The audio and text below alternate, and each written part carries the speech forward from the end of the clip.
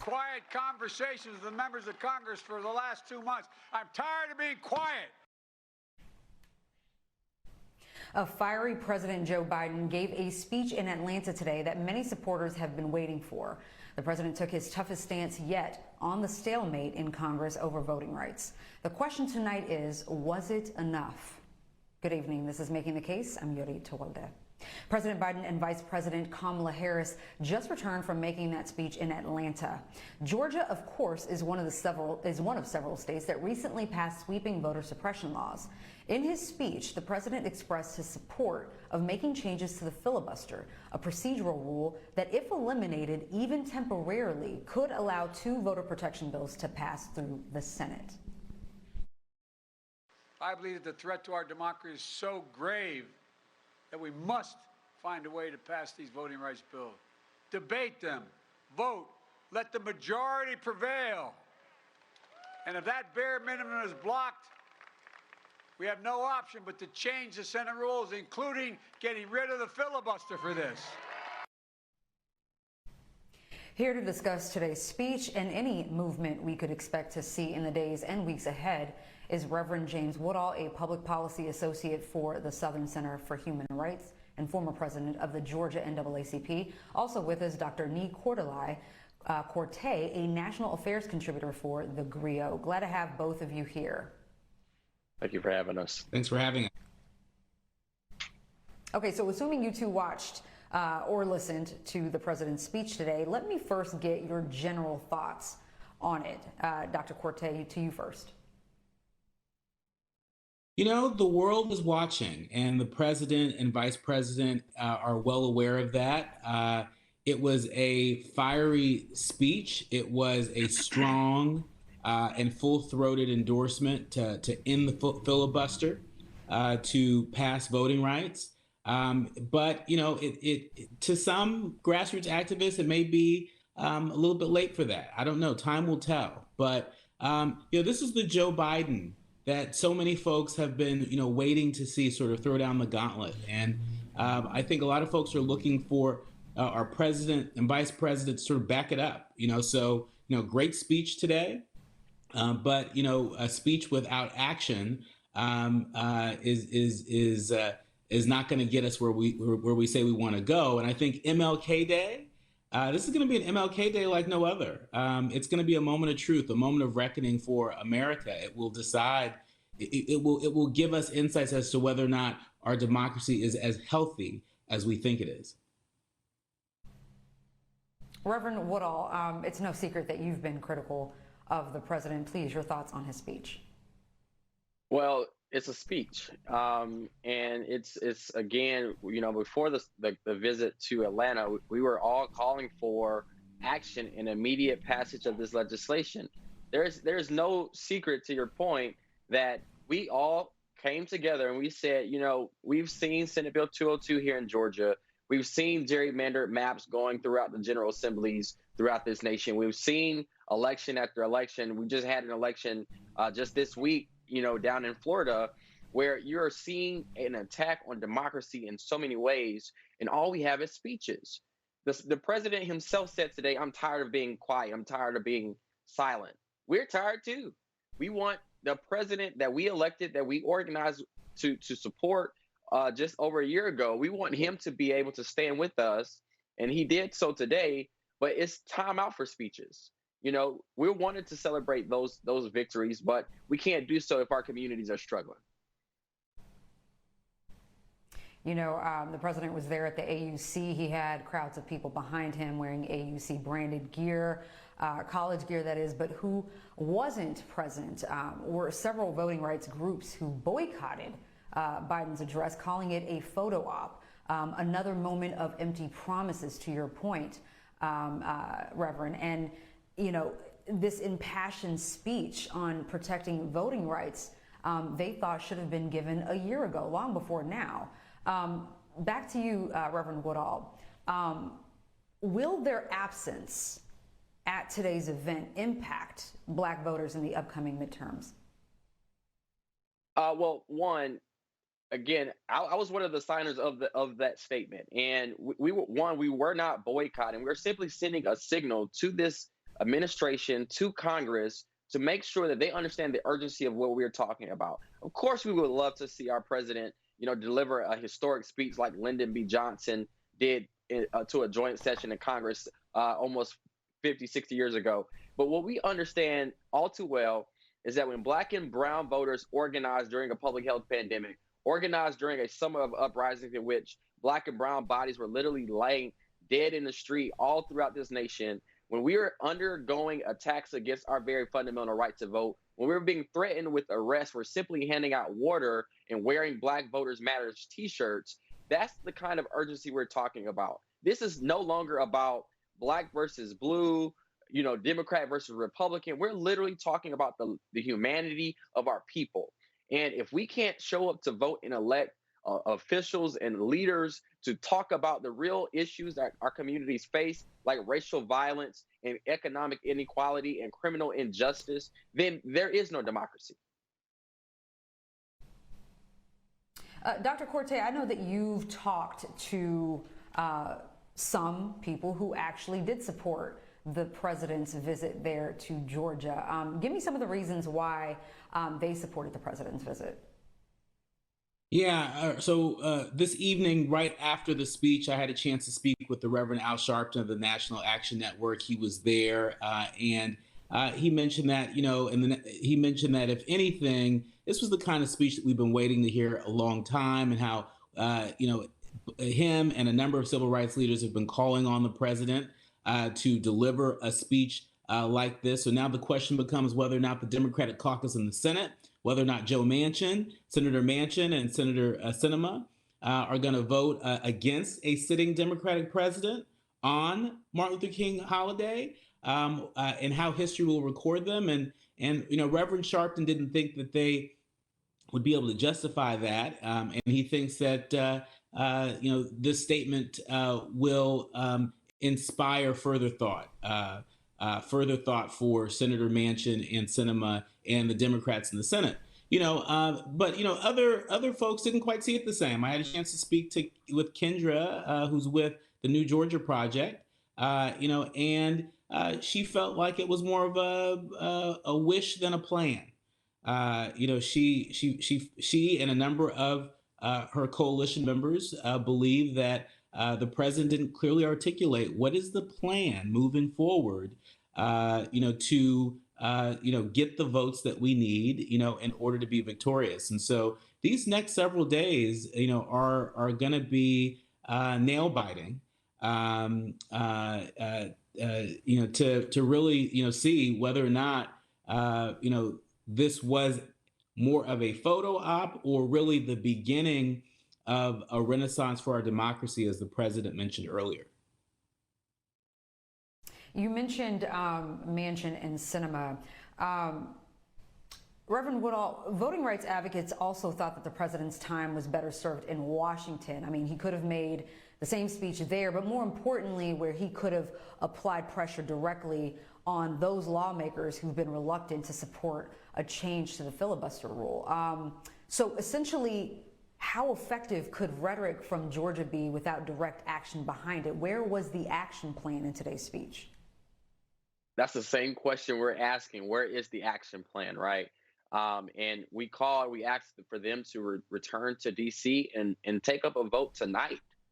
We've seen Leader Schumer talk about, possibly holding a vote as early as tomorrow, and we welcome that. We want there to be action, and we want it to be done immediately. Georgia's General Assembly is already in session. Several other states are already in session. And so we don't have the luxury of waiting. And to the earlier point, we got to get this done and got to get it done this week. And so instead of holding a vote, today or tomorrow, now we have to worry about whether or not it's going to be tomorrow or Thursday or Friday or over the weekend. And so we're ticking away time. And the other thing I'll mention just very briefly is that Black voters, right? Every time we are asked to go out to elect one person over another, we're not ever expected to actually hold those persons accountable. But what you're seeing right now is a renaissance of the activism, the resilience of our people to be able to participate in ways that are unprecedented. When we elected Warnock and John Ossoff, when we sent, President Biden to the White House, we didn't do so because he was a Democrat or Republican. We did so because we believed that he was the best candidate that was on that ticket to be able to deliver to our community the things that we needed to survive. That's what we're holding him accountable for now. All right, guys, let's talk about the president. And he said he supported voting rights reform from the beginning and blamed the months of delays on the Senate. Let's take a listen to that part of his speech. We have 50-50 in the United States Senate. That means we have 51 presidents. You all think I'm kidding. I've been pretty good at working with senators my career, but man, when you got 51 presidents, it gets harder. Any one can change the outcome. Sadly, the United States Senate, designed to be the world's greatest deliberative body, has been rendered a shell of its former self. Dr. Quartey, is that a fair assessment by the president to make? I mean, he was in the Senate for 36 years. He knows how all of this works. So this shouldn't be surprising to him, especially after what he's seen in the past year or so, especially under the Trump administration. So is that a fair assessment to make by the president, who is a veteran senator? I think it's a good question. I'm not sure if everybody agrees that is a fair assessment, but I will say that this president's dealing with a 50-50 Senate.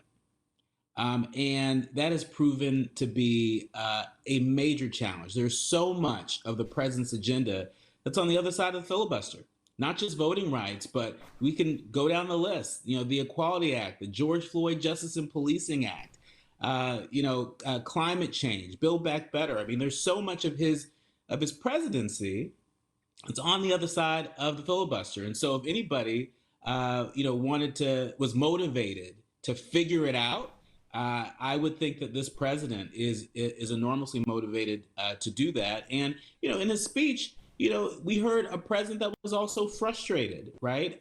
We heard a president that had been working behind the scenes. He talked about, how, he's been, meeting with members of Congress quietly, and he was tired of being quiet. He talked about how they doubled the voting rights staff in the Department of Justice, and we know that that's not enough. That doesn't solve the systemic issues, that Woodall and others have articulated so brilliantly.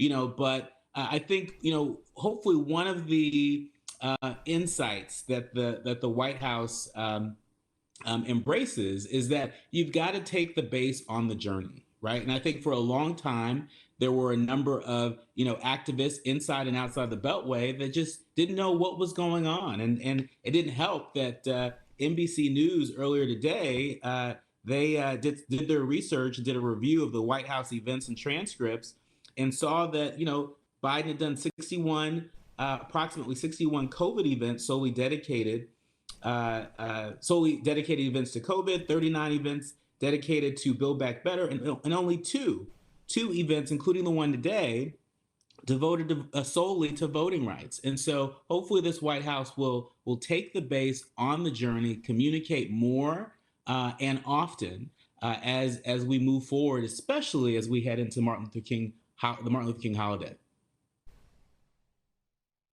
All right, Reverend Woodall, Dr. Quartey, you two stay with me because we've got more on the president's remarks today, next on Making the Case. President Biden called for a major change today in an effort to push through two important voting rights bills. My panel is back with me, Reverend James Woodall, a public policy associate with the Southern Center of Human Rights, and national affairs contributor for TheGrio, Dr. Nii-Quartelai Quartey. All right, guys, Vice President Harris was also there in Atlanta and made some of her own remarks. Here's what she had to say. Georgia is not alone. Across our nation, anti-voter laws could make it more difficult for as many as 55 million Americans to vote. That is 1 out of 6 people in our country. And the proponents of these laws are not only putting in place obstacles to the ballot box, they are also working to interfere with our elections, to get the outcomes they want and to discredit those that they don't. That is not how a democracy should work. Reverend Woodall, again, more of what we already know. Harris made voting rights her top public focus last summer, and we know that the VP is limited in their capacity to make certain things happen. And VP Harris, she's been trying to define her role more clearly, but could she have done more here? I mean, as it relates to the speech, she outlines exactly the urgency again of what we have been trying to amplify for the past year or so. You know, Georgia has Georgia to her point. Like we're going to organize our communities and do what we need to do here, but we still need help, right? And every other state needs help too, regardless if it's a Democratic state or Republican state. It impacts all of us, and so I would hope, and I'm optimistic that the vice president and the president himself as well, continue to strike this accord with, the balance between trying to assure the public that, we're going to get this thing through while also being very forceful with, the senators to ensure that this actually does get through. And so we're hopeful. We are optimistic that this will get done. We know the pundits are making commentary as to whether or not this is possible, but we believe in the power of the people, and the people were able to show up and show out. So we're going to get this done too. Well, Senate Majority Leader Chuck Schumer says two bills, the Freedom to Vote Act, which focuses on limiting state efforts to restrict voting, and the John Lewis Voting Rights Advancement Act focuses on broader reform. They're going to be coming up for a vote by Monday, which is MLK Day. Will these bills ultimately get passed? Dr. Quartey, you talked to the Reverend Al Sharpton, and he's optimistic that they will, correct? He is, and I almost had to ask him the question twice because I was surprised at how he gave me a one-word answer. He said yes. He was, confident that this bill is going to pass, and there are a number of other folks I spoke to that were not so confident. And so, at this point, it really does feel like a coin toss in terms of whether or not, we're going to get the outcome that we're pushing for. I thought the vice president did a marvelous job really sort of setting the table and helping the American people to understand what's going on and what's at stake. When she said, we're talking about laws that make voting more difficult for students, that make voting more difficult for people with disabilities, that make voting, that make passing out water and food to people that are peacefully and patiently waiting in line to cast their vote. The fact that Republican-led legislatures across the country are criminalizing that and making it more difficult for people to vote is unconscionable. And she laid that out. Now it's important to turn up the volume and in the next several days, to continue to make the case to the American people. One of the grassroots activists from the New Georgia Project had said, that, Georgia senators understand what's at stake and they're firmly in the yes column. What we need is, the president and vice president, to fire up Air Force One and Air Force Two and head into West Virginia, head into Arizona, head into the states where those 16 Republicans who voted for the last reauthorization of the Voting Rights Act, it's time to pay them a visit. And so I hope that this momentum continues. And certainly the fact that so many members of Congress and were on Air Force One and Air Force Two, and there's such a huge delegation that went to Georgia today. Well, we hope that delegation is deployed across the country in the coming days to raise public sentiment and public consciousness around what's at stake if we don't accomplish this. Now, if we're in the same place still and these bills don't pass, Reverend Woodall, where do we go from here, especially with the midterms around the corner? Well, if we don't get these things passed, we're going to continue to see obstruction. We're going to continue to see the likes of an insurrection that still has gone widely unaccountable for. Those kinds of things are going to become very normal. And we're going to see the same kinds of elements of insecurity as it relates to, the infrastructure of government and just the nation instability altogether. And we don't want that kind of stuff. You know, we call ourselves the nation of the free, home of the brave, one of the greatest nations on the face of the earth. We got to be able to demonstrate that. And if we can't do the simple thing like ensuring that we have a safe and free and secure democracy, then we can't do any of the other things. That's what President Biden called today the threshold of our democracy. If we can't vote, we cannot have a firm footing in the international community. We can't protect ourselves against the COVID-19 vaccine. I mean, the COVID-19 virus. We can't ensure we are able to transition out of this unstable economy. And so we got a host of things at stake if we can't secure the right to vote. All right, Reverend Woodall, Dr. Quartey, your insight very much appreciated tonight. Thank you so much.